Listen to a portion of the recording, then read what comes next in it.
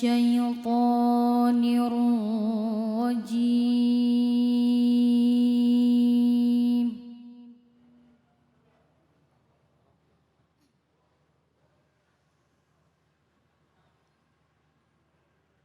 بسم الله الرحمن الرحيم.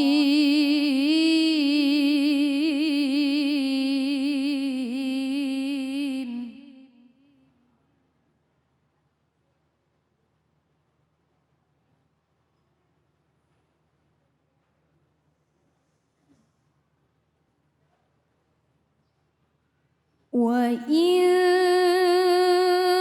كان ذو عسرة فنظرة إلى ميسرة.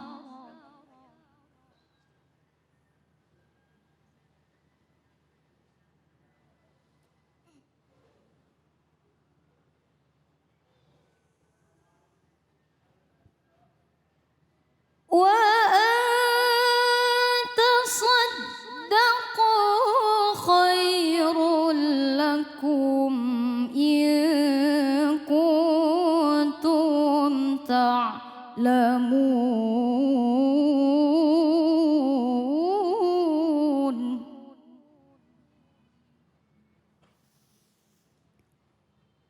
وأن تصدقوا خيرا لكم إن كنتم تعلمون.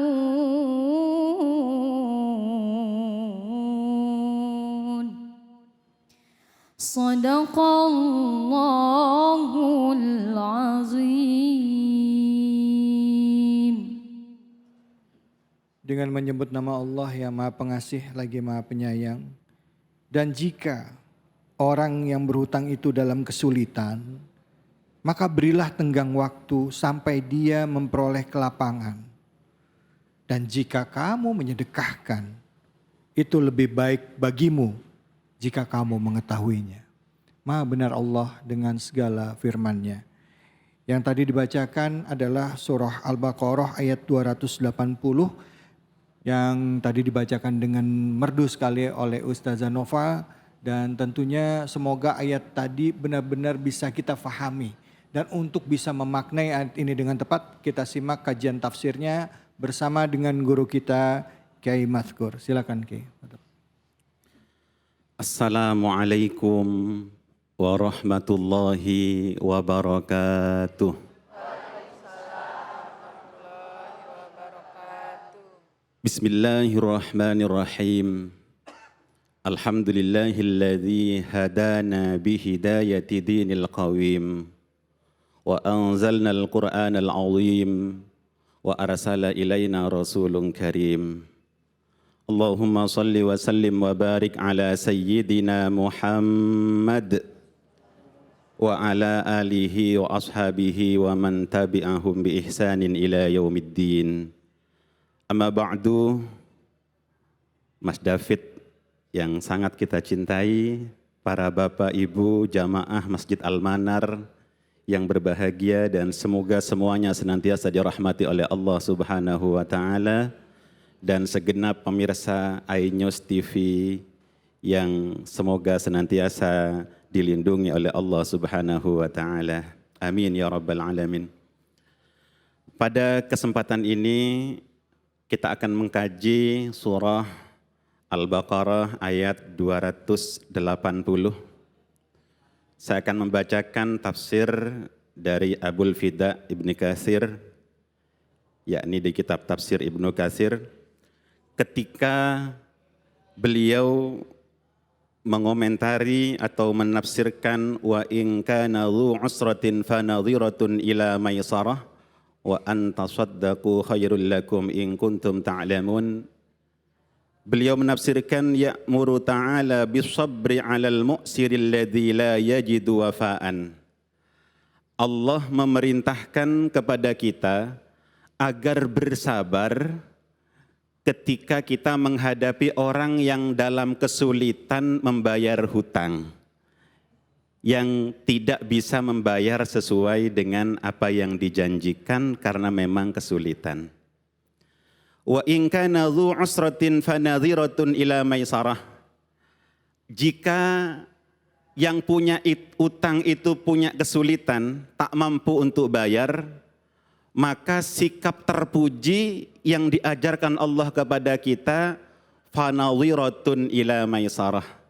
Maka hendaklah kita memberikan tenggang waktu sampai orang yang kesulitan itu mampu untuk membayarnya. La kama kana ahlul jahiliyati yaqulu ahaduhum limadinihi idza halla alaihi dain imma an taqdiya wa imma an turbiyah. Jangan seperti orang-orang jahiliyah.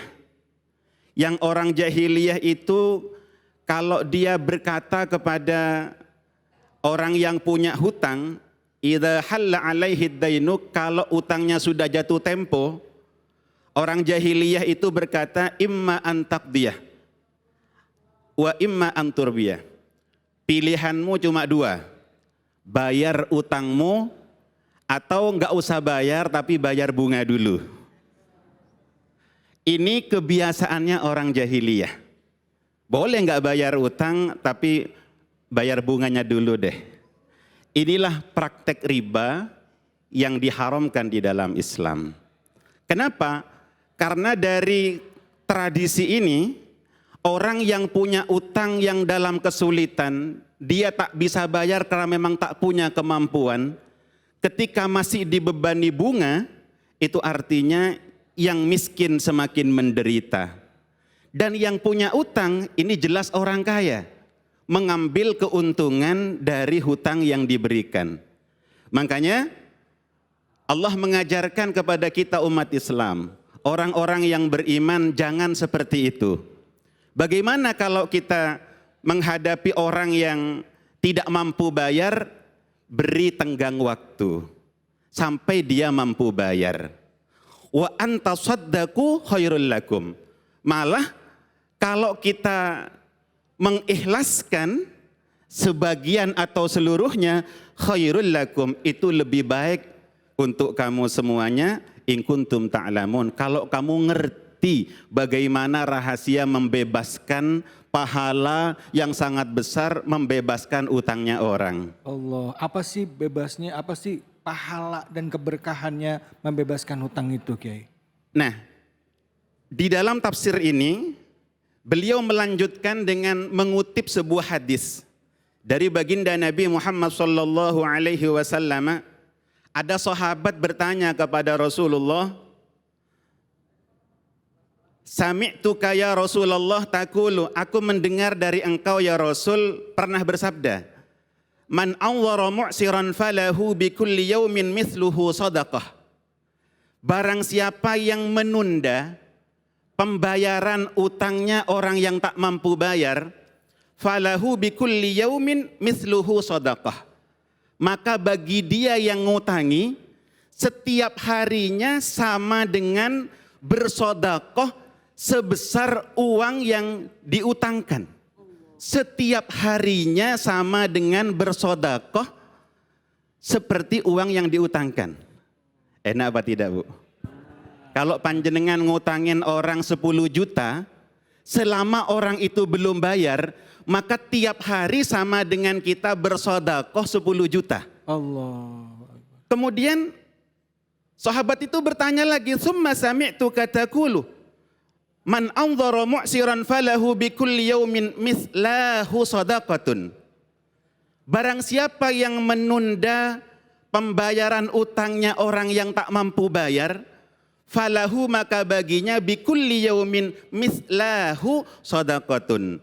Maka setiap harinya sama dengan bersedekah 2 kali lipatnya. Allah.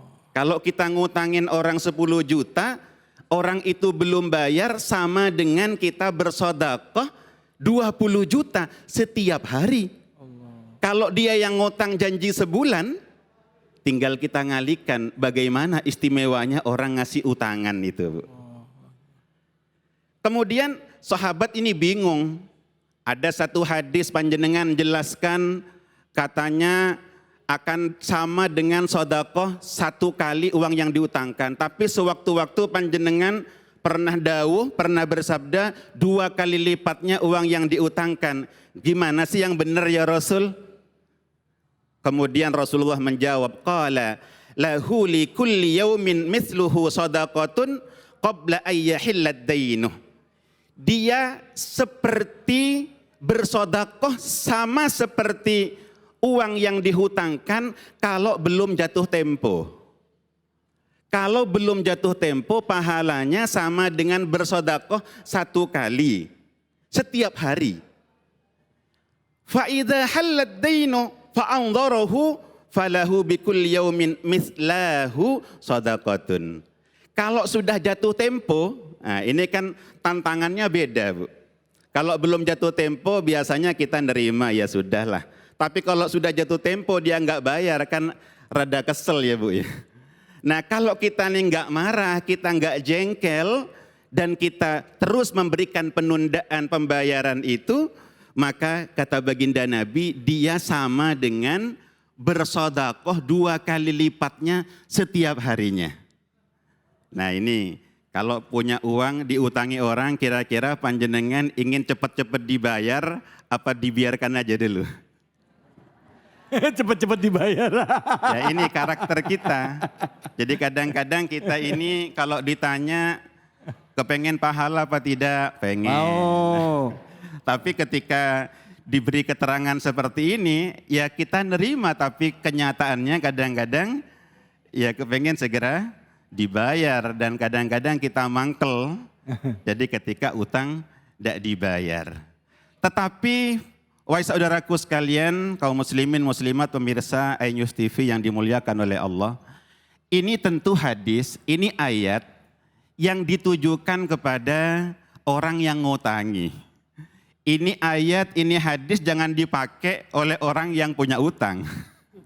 Ini bisa nggak bayar ini. Apa nggak baca surah Al-Baqarah 280? Apa nggak dengar Nabi bersabda, kalau ditunda-tunda pahalanya banyak ya? Ini tentu salah tempat. Jadi kita memang kalau memberikan utangan ini dasarnya adalah ta'awun. Dasarnya adalah untuk menolong. Dasarnya adalah kasihan. Karena ada saudara yang mengalami kesulitan, maka kita sebagai seorang mukmin, kita sebagai seorang muslim ketika ada saudara sakit, maka kita pun juga ikut merasakan penderitaannya. Tetapi bagi orang yang ngutang, ini juga ada etikanya. Jadi bagaimana etikanya orang yang punya utang? Jelas bahwa yang pertama ketika dia ngutang dia harus punya komitmen untuk membayar sekuat tenaga. Ketika dari awal dia utang, dia punya komitmen untuk bayar, maka Allah yang akan memudahkan dia untuk melunasi utang itu. Amin. Tapi sebaliknya kalau dia ngutang niatnya memang ngemplang, niatnya ingin tidak bayar, maka Allah yang akan menghancurkan orang tersebut. Na'udzubillahi min dzalik. Jadi oleh karenanya kita harus sadar, ketika kita lagi ngutang, maka ingat bahwa kalau ingin cepat bayar, maka niatkan sungguh-sungguh untuk bayar. Allah yang akan mempermudahnya. Dan ingat Bapak Ibu yang dimuliakan oleh Allah, salah satu pembuka rizki itu ketika kita bersegera bayar utang. Ketika utangnya ditunda-tunda, selain kata baginda Nabi, orang yang suka menunda-nunda utang itu termasuk kezaliman, juga orang yang suka menunda-nunda utang padahal ada yang mau dibuat bayar, maka itu akan menutup jalan rizkinya sendiri. Dan kita pun juga ketika berhutang, maka kita juga harus merenungkan bagaimana resikonya orang yang punya hutang itu. Kata baginda Nabi, andaikan ada orang yang mati syahid, kemudian dihidupkan kembali, mati syahid lagi, hidup lagi, mati syahid lagi, tapi dia masih punya utang, maka dia tidak akan masuk surga. Na'udzubillahi min dzalik. Jadi ini ngerinya kita kalau punya utang. Utang memang boleh di dalam Islam, tetapi harus ada kesungguhan, niat yang sungguh-sungguh untuk membayar. Bukankah kita sering mendengar pernah Rasulullah datang untuk menyolatkan salah seorang sahabat. Kemudian Rasulullah bertanya, apakah orang ini punya utang? Ya. Apakah ada harta yang bisa dibuat bayar? Enggak ada. Kata Rasulullah, silahkan kalian menyolati, saya tidak usah. Kemudian ada sahabat, saya yang melunasi utangnya ya Rasul. Kemudian Rasulullah mau menyolatinya. Begitu ngeri orang yang melalaikan untuk membayar hutang. Ya, baik, alhamdulillah. Terima kasih banyak Ustadz. Jadi dua-duanya, yang ngutang punya kewajiban bayar, yang memberi hutang kalau ngelihat orang itu susah dan mensedekahkan dapat pahalanya. Ditunda aja dapat pahala. Ntar dulu deh, lihat dia masih sulit. Ntar aja masih sulit. Ya, tapi jangan tadi kata Ustadz, jangan pas ditagih nggak baca surat Al-Baqarah ayat 280 ya. Nggak jadi bayar deh Ustadz. Silakan yang mau nanya siapa? Ya Ibu. Bismillahirrahmanirrahim. Assalamualaikum warahmatullahi wabarakatuh. Nama saya Sriatun dari Majelis Taklim Al-Ihsan Kenanga, Taman Duta, Cisalak, Depok. Saya mau tanya Ustadz, apakah hutang itu dapat menghapus pahala kita Ustadz? Mohon pencerahannya. Wassalamualaikum warahmatullahi wabarakatuh. Waalaikumsalam warahmatullahi wabarakatuh. Bagus sekali pertanyaannya Bu. Rasulullah sallallahu alaihi wasallam bersabda, "Maniddana dainan wa huwa yanwi ayyu addiyahu addallahu anhu yaumal qiyamah." Barang siapa yang berhutang tapi dia berniat untuk bayar, lalu sampai mati dia tak punya kemampuan untuk bayar, memang benar-benar tak mampu, maka besok Allah yang akan bayar itu di hari kiamat. Wa man istadana dainan wa huwa la yanwi ayyu addiyahu famata. Dan barang siapa yang berhutang tapi memang dari awal dia enggak niat bayar, famata, kemudian orang itu meninggal dunia, fayukhadhu min hasanatihi fayuj'alu fi hasanatil akhar. Maka kebaikannya diambil orang yang ngutangi. Kebaikannya, pahalanya diambil oleh orang yang ngutangi. Ada orang yang punya utang 1.000 memang nggak niat bayar, maka 1.000 rakaat sholatnya habis diberikan kepada orang yang ngutangin. Maka mestinya kalau kita punya uang dipinjam orang lalu dia tidak bayar, mestinya tidak usah marah, biarkan saja. Ya kita dapat bonus-bonus kebaikan. Jadi dan semua sholat sunnahnya, bacaan Qur'annya nanti diambil oleh orang yang ngutangin. Fa illam takun lahu hasanatun ukhida min sayyiatil akhar faju'ilat alaih. Kalau memang dasarnya orang yang utang itu yang enggak soleh-soleh amat, kebaikannya yang enggak banyak, mau diambil ya mana, pahala yang mana yang mau diambil, maka keburukannya orang yang ngutangi nanti akan diberikan kepada orang yang berhutang yang niat enggak bayar itu. Ya bisa dibayangkan kalau utangnya banyak, apalagi amal ibadahnya pas-pasan, maka bangkrutlah besok dia di akhirat. Na'udzubillahi min dzalik. Baik, alhamdulillah. Terima kasih banyak Kiai atas ilmunya. Ibu, mudah-mudahan jelas ya Bu ya. Pertanyaan dan buat pemirsa juga semoga bermanfaat ilmu tadi dan tadi jawaban dari pertanyaannya mengenai hutang. Kita akan lanjut lagi, kita akan jeda sejenak hanya di Cahaya Hati Indonesia.